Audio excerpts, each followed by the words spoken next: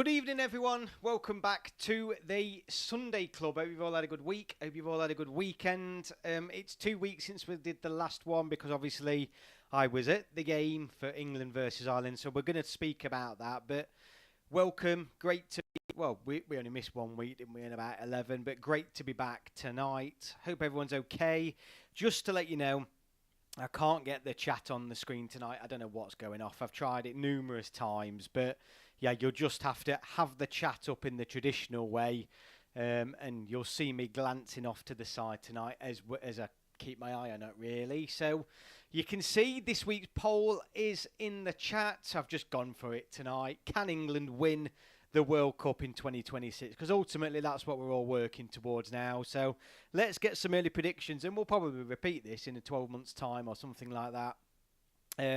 Got a few updates for you tonight in regards to the quiz and obviously that video I've been talking about for a long time. But yeah, welcome everybody. Let's get to the chat. Josh Phillips. Josh, welcome, mate. Hope you've all, I hope you had a great week. Still my one and only dedicated channel member. Thank you so much. Gate 102 podcast. Evening, Gary. Evening, everyone. Evening, mate. Hope you've had a good weekend. Matt's channel. Hi there. Inferno. England's back. Of course, we'll win it. He's coming home, says Josh. So there's 7 votes, and we're already straight in. I mean, we know we're gonna be eager, aren't we? I mean, England fans. I'm gonna sit here and I think the way I phrased it. Let me get my words out. The way I phrased it is not England. Will England win? I haven't put will England win the World Cup as if it will happen. I've put can England win the World Cup, and I think there's already a no, or a couple of no's in the poll. Of course England can win the World Cup. I think we can. This poll isn't asking if we will, it's asking if we can. So, exactly, can is the key word. Match channel. Reese Tay, I'm not sure I've seen you before, Reese, on the chat, so welcome. Welcome to the channel. Apologies if you have done already, but I think we definitely can, but it depends on the team's mentality. We have everything Thomas Tuchel, a real strong team. Yeah, I mean, look, we've got to be one of the favourites, haven't we? And the reason why I've put this up is because all eyes now turn to the World Cup qualifiers and the draw, which is December the 12th, December the 13th, I think. Let me have a look. When did I put it in the diary? I've got a funny feeling it's the 13th. But I could be wrong. It's around those days. But it's all about a build-up to the World Cup. And obviously, England topping their UEFA Nations League group gives us that extra opportunity of going through to a playoff should we not qualify automatically. So it's all about the World Cup now. We top the group. We'll come on to the Ireland and the Greece games in a moment because I do want to discuss those performances. So yeah, it's really important that this is ultimately our goal. The FA have basically said, and Tuchel's here solely to win the World Cup. So we've got, this is it. This is what we're talking about now for the next year and a half. Hi Charlie. Reese says I'm using a different account. I'm a new artist. Oh, great, mate. Oh, great. Welcome back. Warline 94, got to see how Thomas Tuchel does with the squad after 5 games before asking can we win the World Cup. I know I've been moaning. I was moaning, wasn't I, before this Ireland game and the Greek game, saying why wasn't Thomas Tuchel in charge now? It was really grating on me, and it still is a little bit, if I'm honest with you. It's like he's not doing anything. Why didn't he take control of these last 2 games of the Nations League? Ultimately, what mattered is that we won. We topped the group, and we're back in League A. League A, that's for tournaments further down the line and potentially others winning the trophy. All very important stuff. But obviously the win also does mean we get a UEFA Nations League playoff spots for the World Cup, if we need it. So I think I've been looking at some statistics in regard to the up-and-coming World Cup draw, and I tell you what, I am not going to get into it because honestly it's ridiculous. The amount of different, if this person draws that, and if the I'm honestly taking the World Cup draw at face value. I'm not going to get into statistics. The only thing I am going to talk about is the group sizes. There is a possibility England will be drawn in a smaller group. A 75% chance. It's 75% chance likely that England will be drawn in the normal larger size groups, but there's a few. I think it's only 4 teams. There's going to be a handful of smaller groups because of the expanded tournament and the way it's going to work. there'll be a small group of groups that will only have 4 teams in them, and I think there's around about a 25% chance that England may get one of those groups. The reason why I'm saying all this is because anyone who's anybody, or anyone who's had their ear to the ground, some of you may or may not be aware of this, but the England FA are already or have been in talks with the American Football Association regarding a friendly in America early next year. So we know there's going to be March fixtures. That is going to be Tuchel's first game in charge. There is a very realistic possibility, though, that Thomas Tuchel may not have his first competitive game in charge until I think it's around about September. Something absolutely outrageous. But, yeah, depending on who we draw, we might not see Thomas Tuchel in a competitive match as an England manager until later next year, which is just bizarre. But the reason why I say it is because obviously there is a possibility that England could play a friendly in America. Now, England playing a friendly on the road is one thing, but England playing a friendly in America ahead of the World Cup in America, I think that's something possibly to look forward to. But look, in terms of who could draw what, honestly, it's so complicated. I'm hoping, and I might struggle for time off work, but I was hoping I was going to live stream the draw. I don't know if I'm going to be able to do it. This is why I need subs. Everyone who's not here who hasn't subbed. The more people sub, the more I can do this full time. But yeah, work's going to get in the way of me possibly doing the live stream of the draw. I'll let you know though. But I'll probably certainly do a live stream that night, and we can all get on and have a chat about it, see how it goes, or the very least I will do a video. But yeah, it's all about the World Cup. It's all about some friendlies moving into next year and Thomas Tuchel, really. Quick glance back at the chat. Warline 94. Gate 102. You just never know where England will be in 18 months' time. It's hard to predict. People said Ali and Lingard would be the next big thing for years, but 2018 was their last tournament. No, absolutely, mate. There's a lot still of undecidedness within this England squad. I think we'll come on. This is where we need to come onto the Thomas Tuchel games and how much better England look and how much better we look with a relatively inexperienced back line as well, and phenomenally better. I don't fear any of the CONMEBOL nations. Only Argentina at the moment is really in contention from there for now. I sort of agree, Match Channel, but the way Brazil rocked up at our place this year, yeah, I don't think we can write Brazil off at any point. Have we ever had a qualifying group of 4 teams? No, I don't think... this is where it's so difficult to remember the history of qualifying, but because the reason why there are potentially smaller groups this time around is because obviously the tournament for USA, Canada and Mexico has been expanded to 48 teams, so it's an expanded World Cup, which means there are, I think, 1 or 2 extra places available for European nations.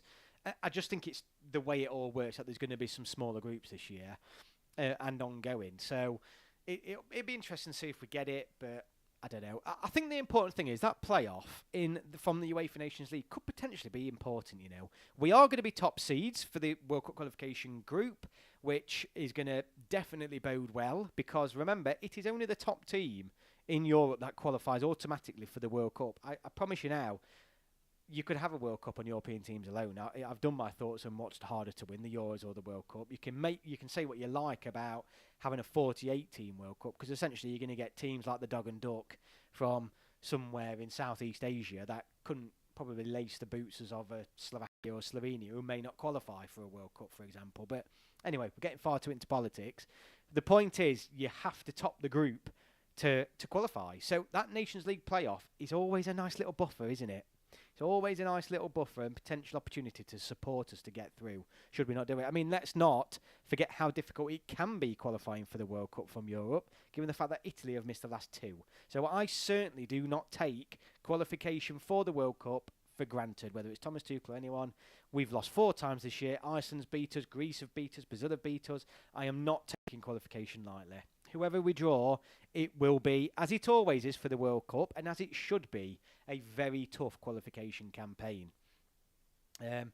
Inferno, I'd love to whoop the USA. Well, I mean, they're very... I mean, obviously, Pochettino's... I do keep the odd eye on their results and things like that, and they are very hit and miss.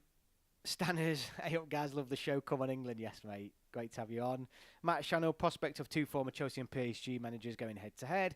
Gate 102, I may be wrong, but Tuchel played Hall for a game at Chelsea, so we'll know him and hopefully continues to pick him. Spain and France are the only team I'm really worried about. Yeah, I mean Spain are just Spain are winning everything across all levels, women's, youths, everything. They're just, Spain are the one to beat for me. Ricky Grimshaw, evening. EIEO up the Nations Week out. Brazil have been terrible since March. But everyone was saying they were terrible before we played them, and when they played far better than us. San Marino, yes, Ricky Grimshaw. We've got to mention them, haven't we? San Marino promoted in the Nations League to League C after beating Liechtenstein twice, home and away. What a result for them. The Nations League, no matter what anyone says, and I've said this from day one, and I'm sorry, I am going to be one of those people that I told you so. How many people were moaning about the Nations League when it was introduced? The Nations League has been one of the best things UEFA have ever introduced. I said at the time, go back to when Sven was in charge, or even before Gareth Southgate. Those friendlies, those ridiculous, pointless friendlies, and some people say the Nations League is pointless, but it isn't. We've already seen already. It's a great tournament. It gets rid of those pointless friendlies that really were just a waste of everybody's time. So, yeah, I think the UEFA Nations League has been a huge success. San Marino is an example of that. And it's just been a great tournament, and long may it continue. Ricky Grimshaw, Brazil struggled in qualifying in 2002 and won the World Cup. Hopefully they win in 2026. Hopefully they don't win. Yeah, Ricky, I'm going to say, hang on a minute, mate. Charlie, very, very right, Gary. With the amount of home losses this year, we have to take these qualifiers seriously, mate. Absolutely, absolutely. And I know historically England, particularly for World Cups, tend to qualify really, really well.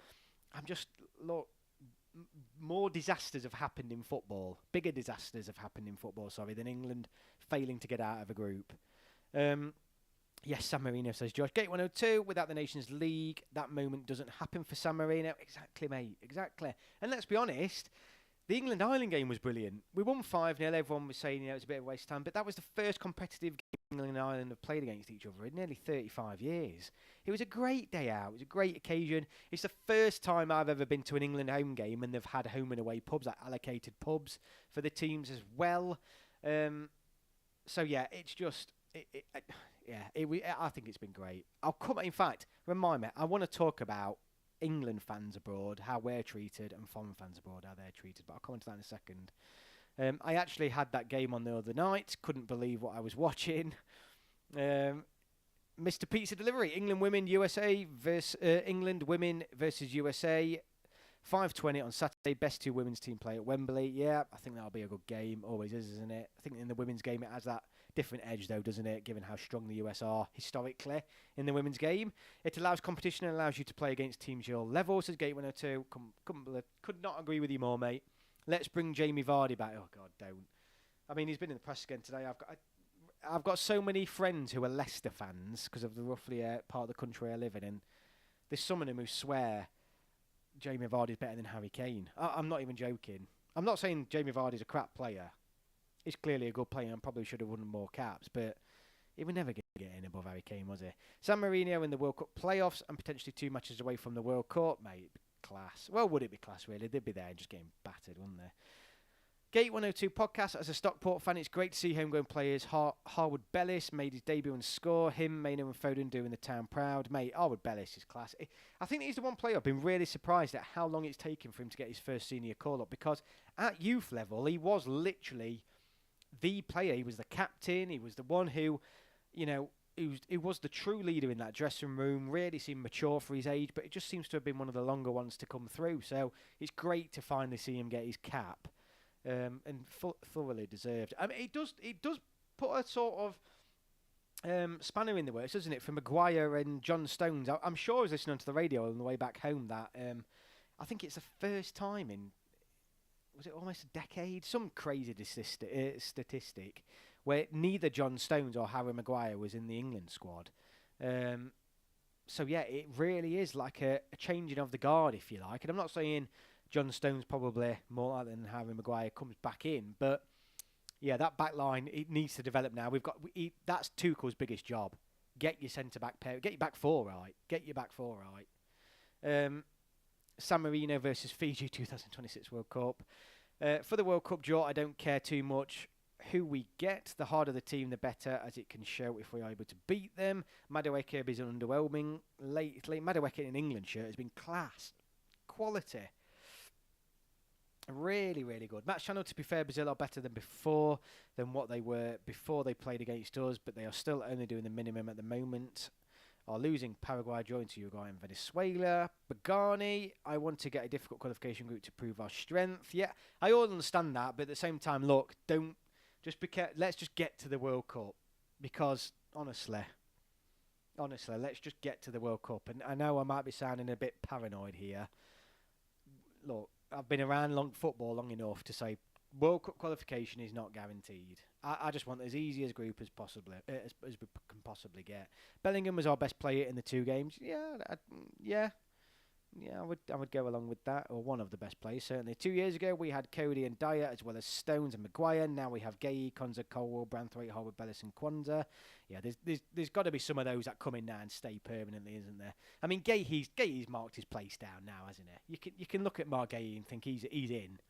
It's who else now? And that midfield is really opened up, hasn't it? I mean, all of a sudden we've got who have we got? We've got Mainu, Wharton, Gallagher, Gomez, Curtis Jones. All of a sudden there's 5-6 players fighting it out, for that other place alongside Declan Rice when he comes back in. And we had no one at the Euros, and all of a sudden now it's like there's a lot there fighting for it.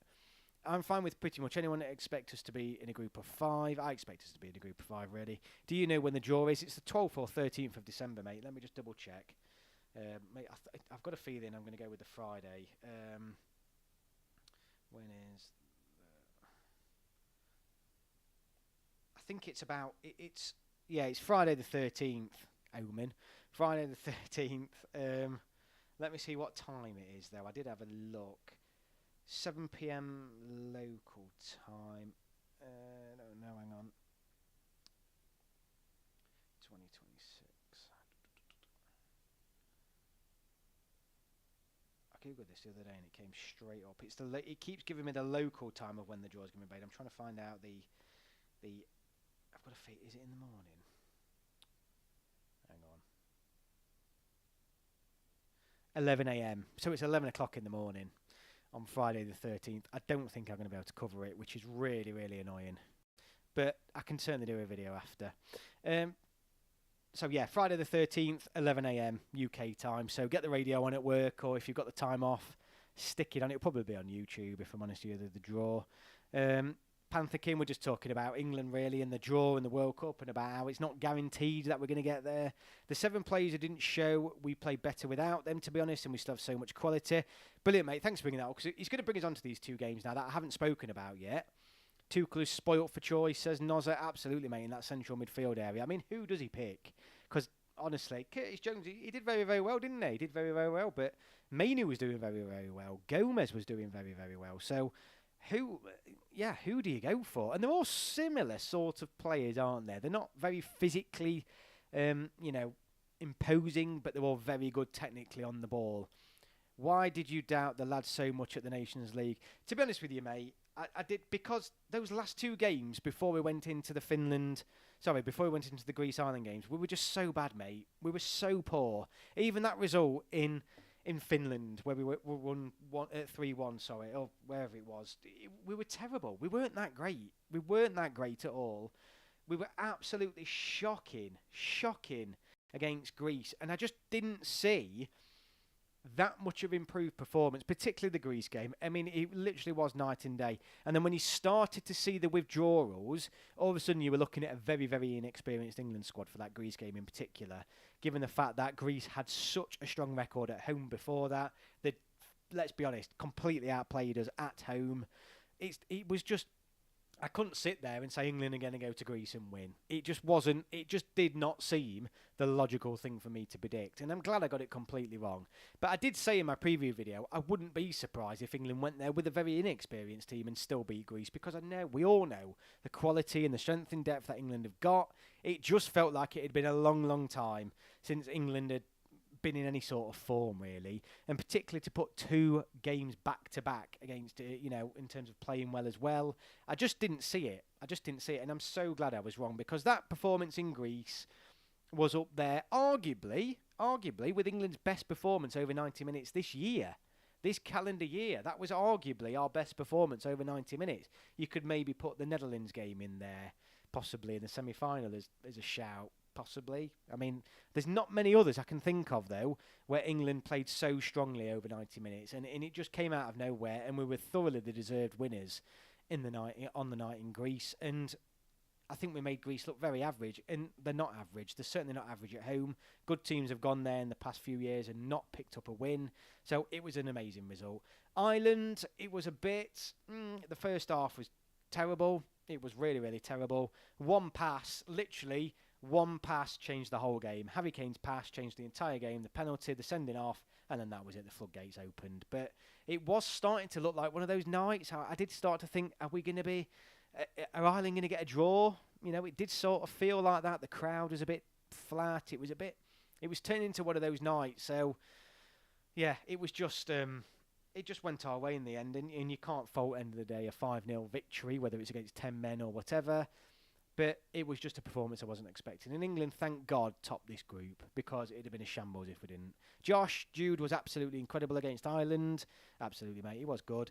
I wouldn't be surprised if the midfield in 2026 at the World Cup is someone we haven't heard of yet. No one knew Mainu until around 8 months before the tournament. So many options now. That's it, mate. There's always... And this is the thing about England. There is now... Can you remember in the early noughties, well, even to like the 2010s, certainly throughout the 90s, there was constantly England aren't producing enough players. The Premier League's ruining it. There's too many foreign players. You can't get players through. There's not enough England players coming through. It's just, and it's been like this for a long time now, for the past 5, 6, 7, probably under Gareth Southgate actually. Since Gareth Southgate's took over, and I'm not saying this is because of Gareth Southgate, but in terms of time frame, since then, there's just a factory of top quality English players churning out in the background. And England are doing really, really well at the youth level, winning tournaments over the past 10 years. So they're coming through, and who knows? You're absolutely right, Game 102. There could be anybody coming through. I don't think Callum Hudson is good enough for senior level yet. Maybe not. I think there's a lot of people will probably be above him. Tuchel would be ruthless with non-performing players, keep them on their toes. Look, if what Lee Carsley did or didn't do, those players pulling out, what it proves is that if you have the guts to pick a team and not individuals, you could be on for a winner with this England team. And not be afraid to drop big names. And I'm not saying Tuchel dropped big names. He was forced to in the end because they pulled out. But it was a glimpse of what can happen if you pick a team rather than a squad of players. And I think that's the key. And that's surely, hopefully, going to give him some food for thought. Gareth Southgate for Hammerslab in 2025. What was your reaction when we won? I was surprised, mate. I was absolutely thrilled to bits, but I was really surprised by the performance on the night. And it took a lot of us by surprise. I think the Greek fans turned out en masse, and they really did. From what I understand, that was a very high attended game for them. They turned out en masse thinking they were going to beat us that night, or at the very least get a draw, and we made them look easy. So, yeah, I think the performance, not so much the victory, but the performance in particular was a real surprise. The Belgian game, we looked good for the whole game. Yeah, we weren't bad. I wouldn't say we looked that good. At the back, we looked a right mess. Gate 102, it made a difference having direct wingers and overlapping fullbacks rather than more inverting and drifting inside. Can't understand some of the stick Kane gets at times. He's the best form of his career and people want to move in on him. He's still only 31. Yeah, and obviously he has beaten Haaland's record in the Bundesliga, the quickest player to 50 goals, was it in 43 games or something like that? So yeah, he's still banging him in, isn't he? Don't know if anyone saw his third goal, by the way. That touch was unreal, absolutely unreal. Looks like former number 2 goalkeeper to Czech, Hilario, will become England's goalkeeping coach. He was at Chelsea until they told him they didn't want him to do both Chelsea and England and Chelsea roles. Okay, that's fair enough. Looking ahead to potential breakthrough players for the World Cup, there's a 16-year-old centre-back at United called Kukonki. I have no idea if I'm pronouncing that right. He travelled with the squad for the game against Ipswich today. Okay, one to keep an eye out for. Josh, you'll probably have to tag that, mate, and say you told us so in a few years' time. Even with no Euro Cups, a World Cup win could change everything. Oh, absolutely, mate. Are we in pot 1? Yeah, we're in pot 1, Bagani. Because of our FIFA ranking. That's as simple as that. We are still in the top 5 of the FIFA World Rankings and one of the highest ranked European nations. So yeah, we're in pot 1. Defensive errors did cost us against Belgium. We had a lot of attacking chances, but then again, Tedesco has been flat with Belgium. Yeah, no, absolutely. Look, I think, right, against Greece, it was a team performance. I'm going to go back to that word. It was a team performance. The squad looked balanced. It looked like everybody knew what they were doing. They were playing for each other. There was composure on the ball. It was just night and day. I never thought it was. Yeah, I mean, Tuchel had learnt a lot. He'd learnt a lot since that first football loss to Greece. I think looking back at this, what is Carsley's legacy from these games? And I think you've got to say it's bringing those youth players through. And this is what we lose now. Make no mistake about it. Obviously, Carsley's there. He can advise Thomas Tuchel. What we lose now, though, with Lee Carsley dropping down to the youth coach again, is bringing those young players through. And I'm not saying Tuchel won't do that. Of course he will. But he's just not going to be as eager to do it, is it? He's not going to know them neither when they come through. He's not going to be ahead of the game or ahead of the curve in that aspect. I mean, look at since Carsley's came in, I don't know how many debut caps he gave out, but it was a lot. Madueke came straight in and was never out of the squad since he came in and was arguably one of our best players consistently over the period in which Carsley was in charge. But we do miss that insight now. We are going to miss it. So it'd be really, really interesting. Really, really. I think Livramento would be my right back. Trent and Lewis invert, which I think gets in the way of our midfield players and makes us too compact. Trent is still. Where the bloody hell does he play? Honestly, he still comes back to the top of my mind thinking, where does he play? I mean, what do we do about Phil Foden? What do we do about Phil? Because he's not on the best form, is he? For club or country. I mean, for country, he just doesn't do it. He just doesn't do it. And I don't buy, we all hear Gary Neville saying, soundbite saying he's too good, he's too good to be not played and, we've got to play a team around this player. But he says this about so many generational, how many times have I heard Gary Neville say someone's a generational talent? But you've got to pick a team. It's the same that I said about Trent. You've got to play him. You've got to play Foden. You've got to play this. If you listen to all these you've got to plays, then the starting 11 is already picked. But we've tried that. It doesn't work. Some of these players at least, are not performing for England. I mean, Phil Foden, his record for England's terrible. It's absolutely terrible. It's not, and when I say terrible, in relation to his club form, historically, it's not good enough. It is not good enough. I know he's had good games and all that lot, and I'm not saying he doesn't deserve to be in the squad, but come on, he's not a starter. He is not a starter in my starting 11 now.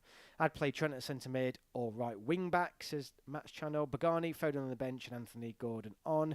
Do we need Foden anymore, says Robert. I think we still need him. I think he's definitely got a job, hasn't he? I'm not writing Foden's career off at all, but he's not a starter.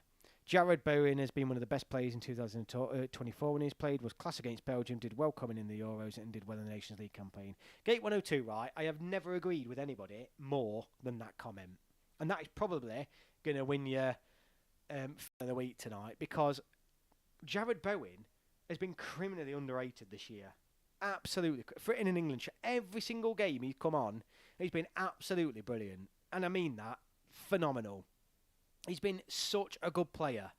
And I was the one criticising Bowen at the end of last year because his career, his career stalled. He came into the England squad, he was playing a few games, and he wasn't playing that well. He just couldn't seem to find the form in an England shirt. And maybe his best position is off the bench, because he's certainly proving that. But every time he comes on, he's an absolute injection of pace. He's a real threat. I think big up. Big up Jared Bowen. He's had a really, really good season. Year, should I say, in an England shirt. Robert Bowen plays like his family is being held hostage. He absolutely goes for it. Absolutely agree, mate. Gate 102, agree, mate. If Saka was injured, Bowen comes straight in. But yeah, I mean, there's Madueke now. Look, Madueke has been quality. I like his directness. Sometimes his final ball isn't great, but at least the lad's direct. At least he's direct. I agree that Trent and Rico had been bad at inverted. Jared Bowen's first touch was a goal. Oh yeah, exactly. I mean, look, regardless of that, he's been playing so well. He's been playing so well for England. The last time Foden scored was in a World Cup against Wales. He just doesn't do enough, mate. Whether that's scoring, whether that's assisting, He seems to get bullied in big games. He's not doing a Bellingham, is he? Where even if he plays bad for 90 minutes, he's not coming up with a last-minute goal. He's not, coming up with those key moments that you need. And if not doing that and playing poorly, he's got to come out. He's got to come out. And I would argue if Bellingham wasn't doing the same over the last 12 months, there's been some games where he's gone completely missing, but he's done it in the last minute or when it's really needed. He's done a bit of magic. That's why you keep those sorts of players on the pitch. Phil Foden's done nothing. He's done absolutely nothing. I mean, Rashford's done more in an England shirt than Foden. And was his last assist against Senegal? Probably. Who's your defender of the year? He's got to be Gueye, mate. Not even close. Gueye's come out of nowhere at a time when we needed him. 100% Gueye. Foden's been poor, but it only takes one game to change. Sterling was terrible for England until Spain. He was, actually. You're right there. You're not wrong there. Sterling was awful, wasn't he? And then all of a sudden, he was like our top goal scorer for 24 months. My midfielder of the year is Kobe Mainoo. I don't know. I think the midfield and the centre back options is the biggest dilemma. The striker still takes care of itself for me. I think, and then you've got enough players on the wings to rotate. I think the key decisions for Thomas Tuchel is that central midfield area and the centre back area. It's the spine of the team, sadly. I'm not talking about one player in odd position. Ultimately, what I'm asking him to sort out is the spine of the team, and that's a big ask if we're now saying that 88% of us, according to the poll, are saying that England can win the World Cup in 2026. I think we've got to get an established spine of this England team sorted. And you might say half of it's there, you'd say Bellingham and Rice. I mean, Rice was getting questioned, and arguably, did we really miss Rice? Honestly, did we at any point?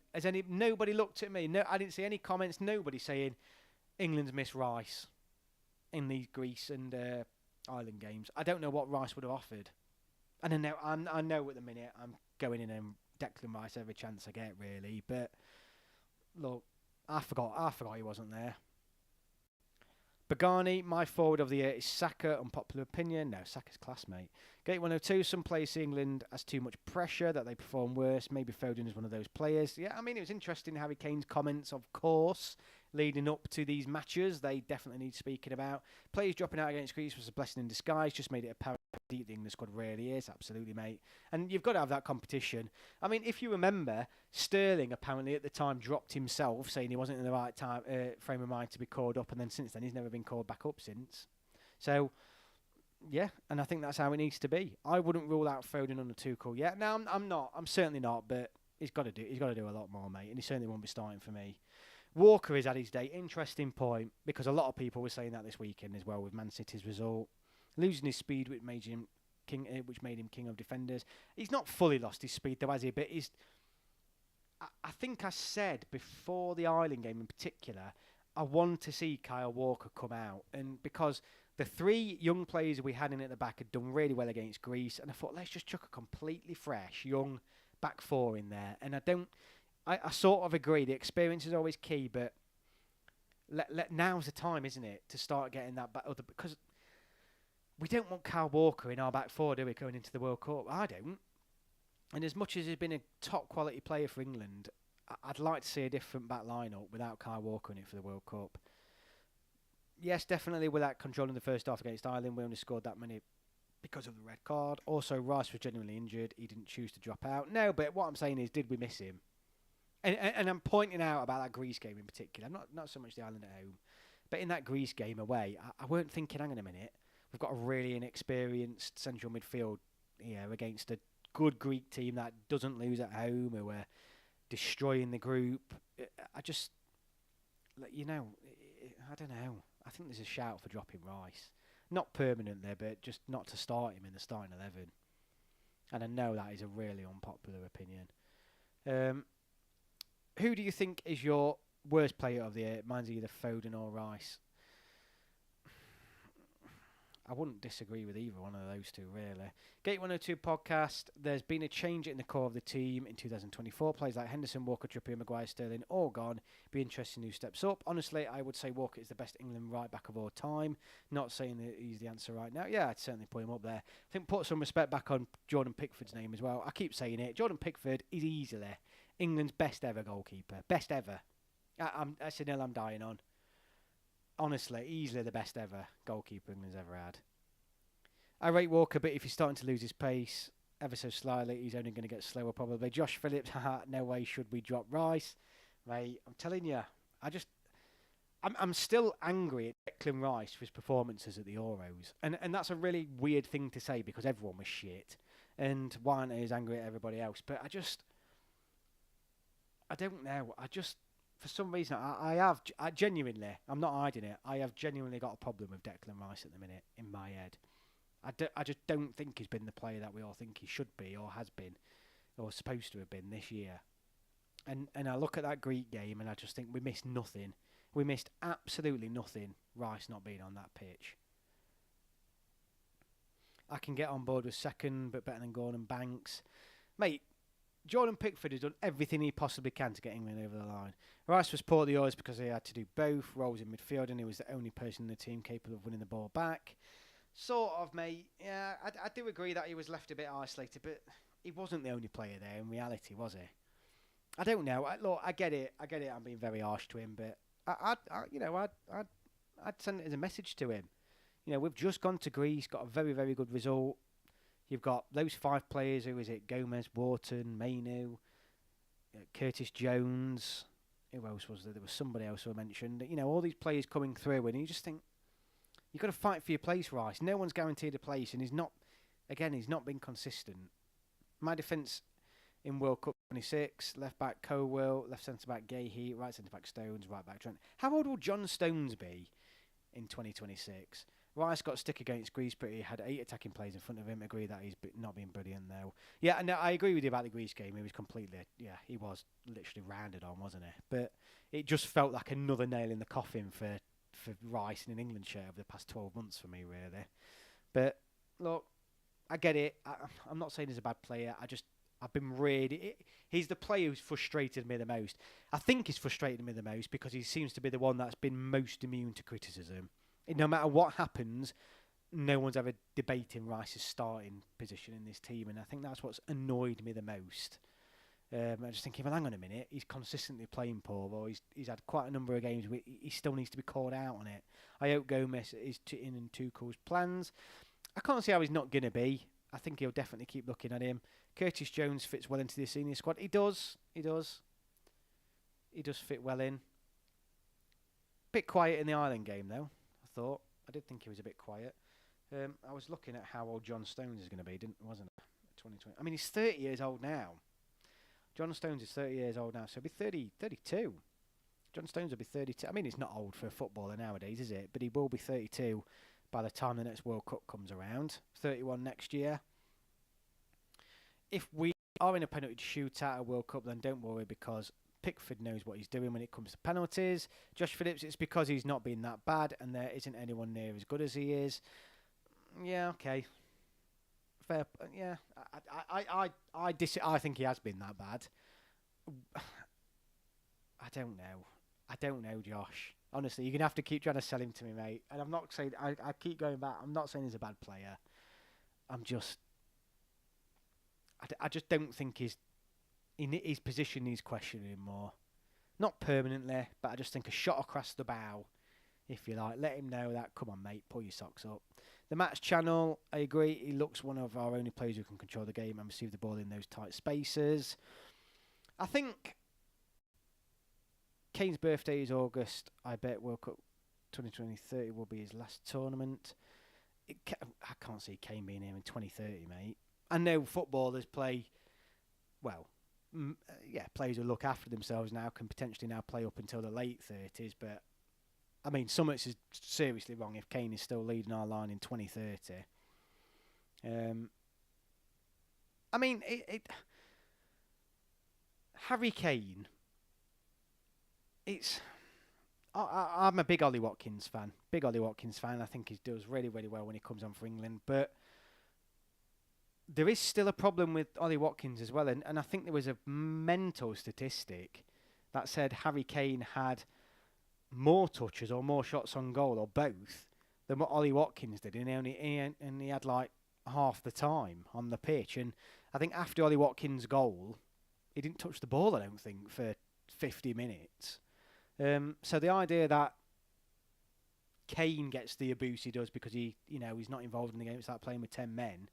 There was a little bit of that with Ollie Watkins. Despite us playing really, really well, Ollie Watkins wasn't exactly the best player on the pitch after, or certainly not getting involved as much. And I think we're finding that whoever plays up front is a little bit isolated for England.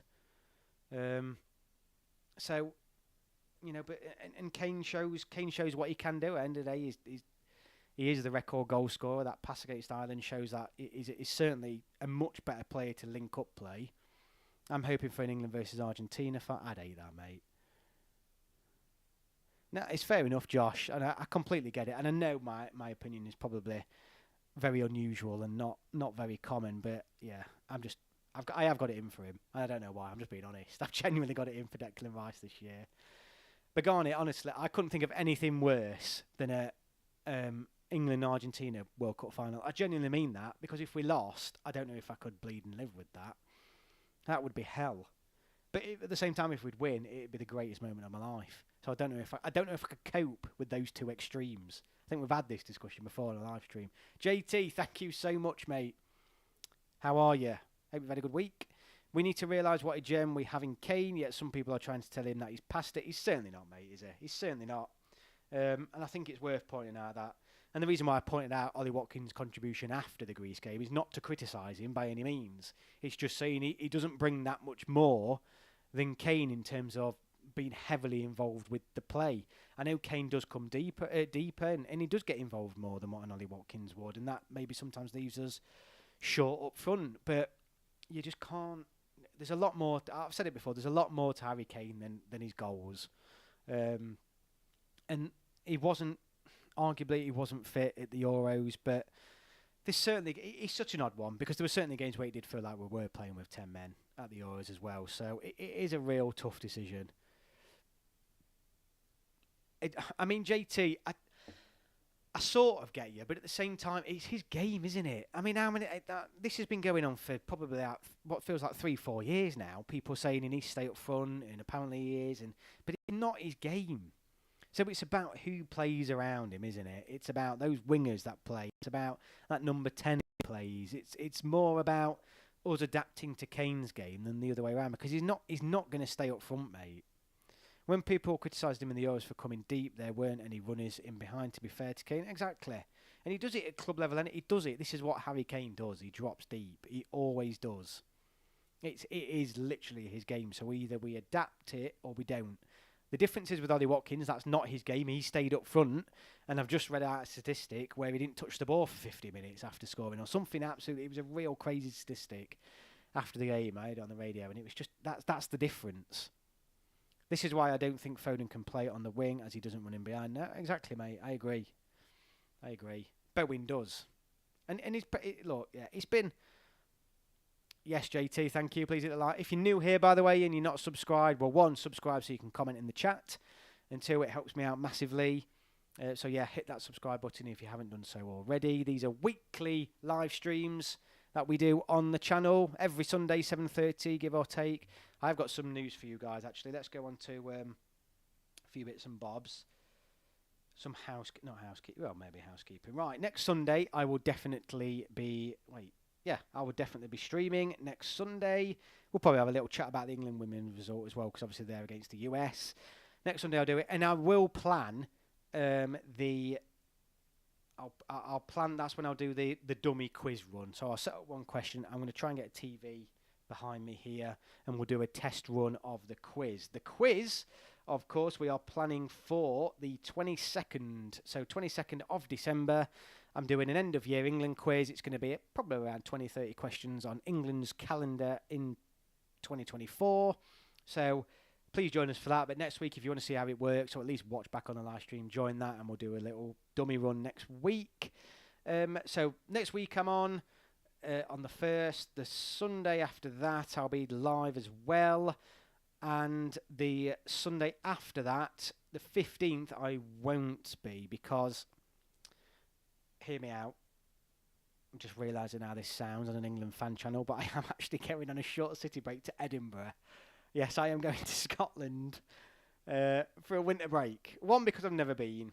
I've never been to Edinburgh, and there was an opportunity that came up, so I'm going there. But Sunday night, I won't be here to do one. So, sadly, on the 15th, I won't be. But that'll be fine because the week after is the quiz anyway. But I am going to wear. I keep saying I'm going to wear. I've got an England coat. I want to wear the England coat to Edinburgh, but my partner's a bit like, I don't think she's going to let me. What do you lot think? Should I wear my England coat on my Christmas trip to Scotland? I mean, let's be honest, they would round here, wouldn't they? When Rice missed those 2 headers against Spain, I was like, no, it was definitely not his good tournament. Well, yeah.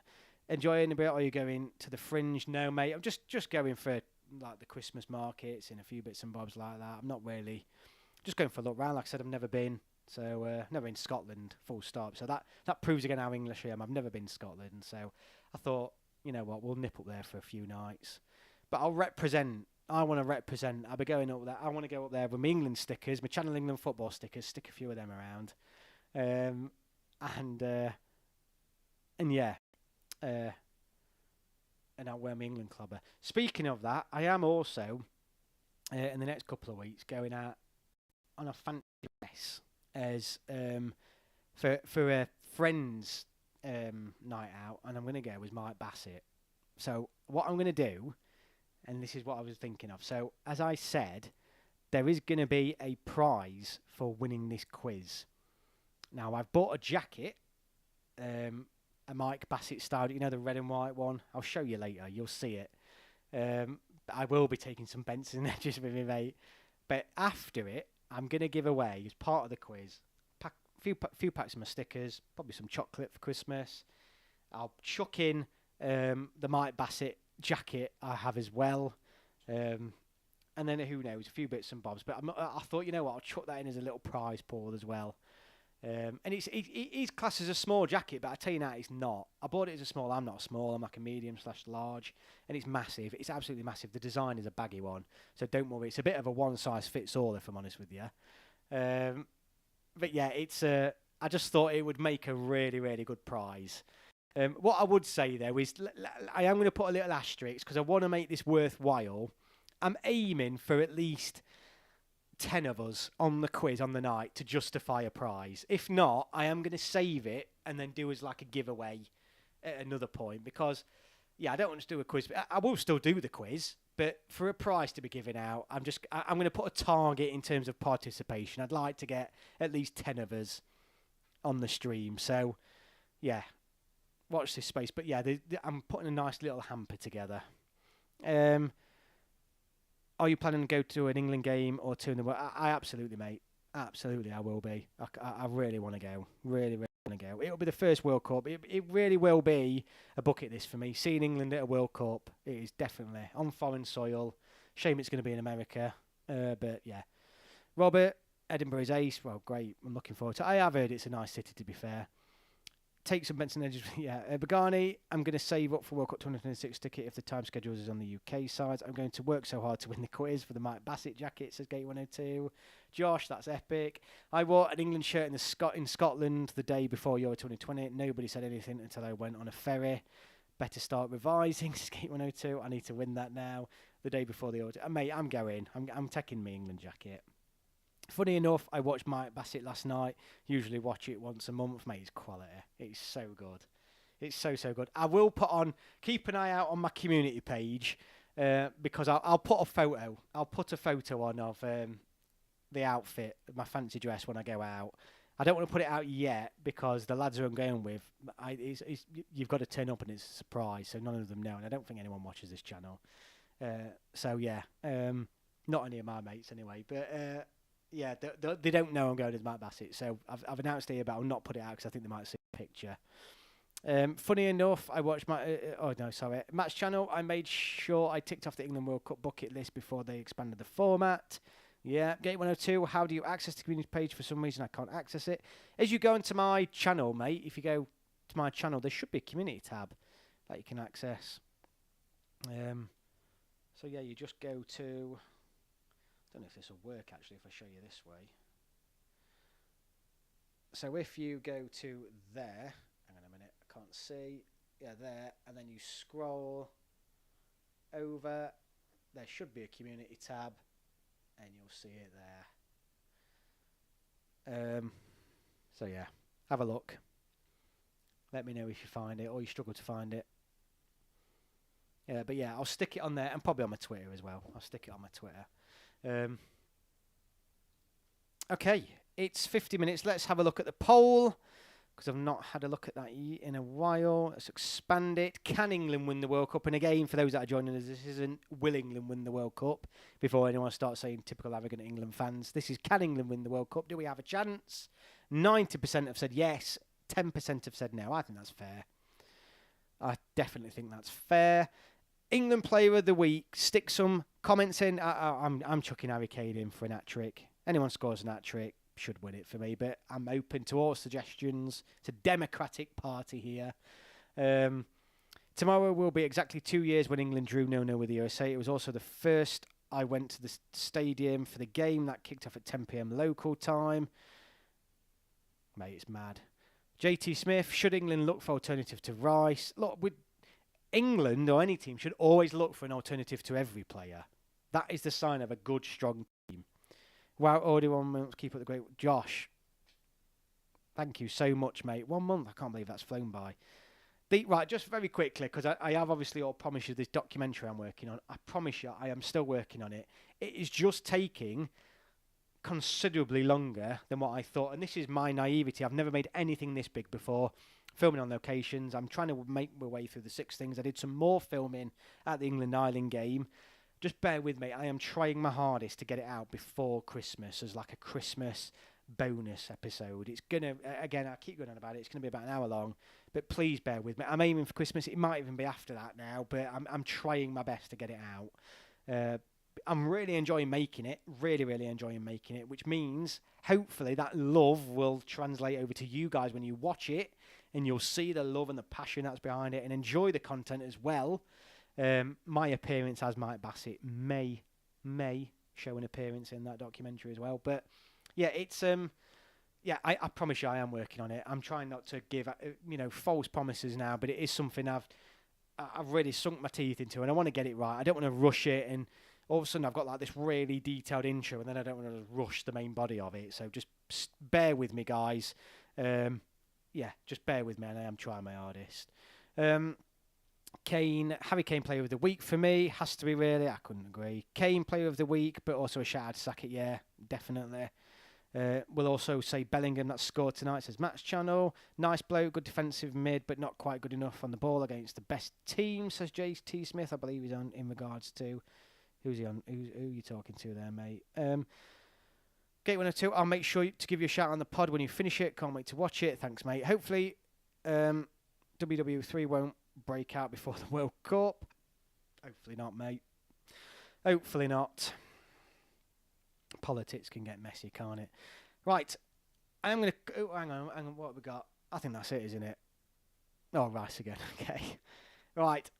I think that's going to be it for tonight, everyone. Kane recreated the Bundesliga like he did. What a touch. What a touch. Maddison. Oh, bugger. Maddison was a shout. I'm probably still going to give it Kane because an hat-trick's an hat-trick. But Maddison was class, wasn't he? He was really good. I mean, Maddison. Not even talk about those 5 players. Your Mainus, your Whartons, your Gomez's, your Curtis Joneses, your Gallagher's. What about Maddison as well? All of a sudden, England's central midfield area is looking strong in depth, but no clear other starter alongside Declan Rice at the minute. Kane's third touch ends wars, mate. It was class, wasn't it? It was so good. So good. Russia, knowing they're still banned, might do something during the World Cup to upset the Yanks. Absolutely. Right, everyone. I hope you all have a great week. It is 1 week closer to Christmas. Next week, I don't know about everybody else, I'll be getting my Christmas decorations up. Going to get some nice festivities on in the background.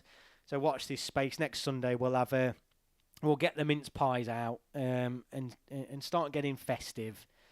Love an England Christmas. So, I was just trying to think.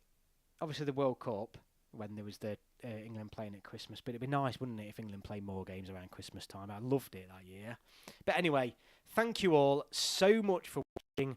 Hope you all have a great week. I won't get a video out this week other than these live streams, but have a great week, everyone. I am working my behind off on this documentary in the background and on the quiz, so there's a lot going off, even though initially it doesn't seem like everything's going out at once, but rest assured I'm trying to bring as much content as possible. Have a great week, everyone, and I will see you all on my next video.